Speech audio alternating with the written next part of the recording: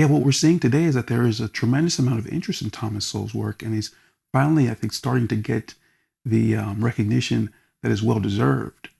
I think it's partially because of the political upheaval that's going on, but also the fact that people are starting to realize how that upheaval is tied to some of the instability that's been taking place in academia for some decades, and also how that's correlated to what Thomas Sowell has been talking about for many years, not just in terms of institutionality, but also certain political attitudes.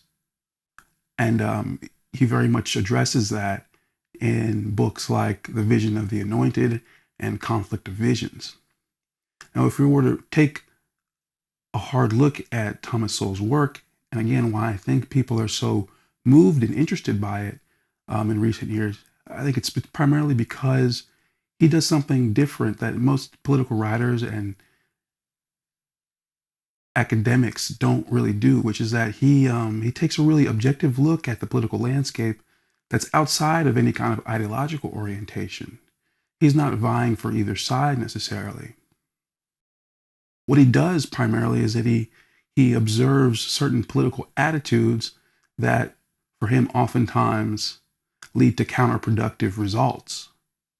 Again, he addresses this in The Vision of the Anointed and the Conflict of Visions. So his critique is one it's a lot more profound. It's a lot deeper, and it's something that goes far beyond partisanship.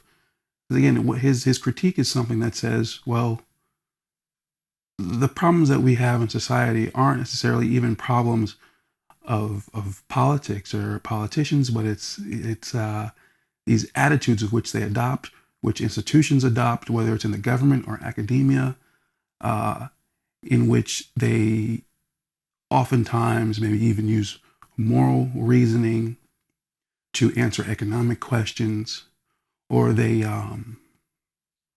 tout very well-meaning ideas and positions that don't actually serve the people, or that actually make circumstances worse.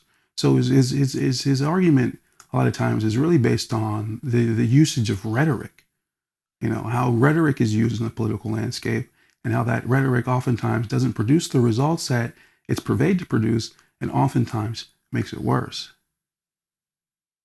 Now, again, this sort of discourse is really starting to open the eyes of individuals, and it's really starting to pique the general public's interest. I think I think his readership has always been people that had a really good grasp of the political landscape.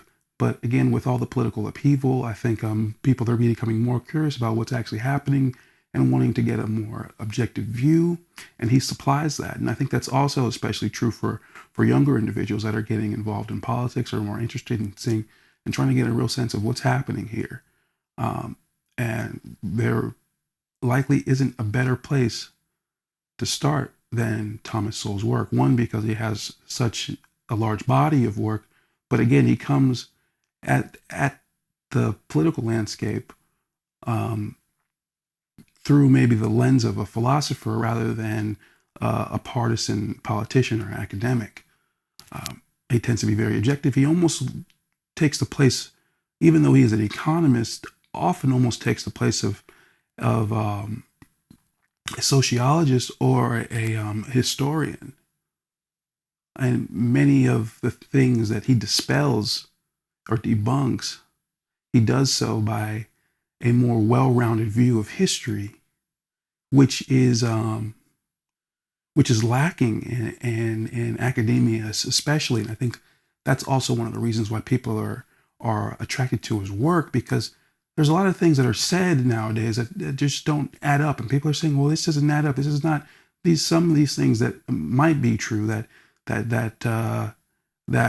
are being recited and represented, especially when it comes into statistics about crime rates or imprisonment, especially statistics that have to do with disparities between whites and blacks." But when you look at this stuff in a broader sense, then you see that a lot of the conclusions that the mainstream media comes to, or that academics come to, are actually faulty. They're not actually true. Um, Again, if you consider more factors, if you do more of a rigorous analysis, then I think in total sum, and what Thomas Sowell tries to convey is that the world is nowhere near as bad as it's purveyed to be, though politicians, institutions, academics, in large part, a lot of the times have the incentive to make things out to be worse than they actually are because of political motives, essentially.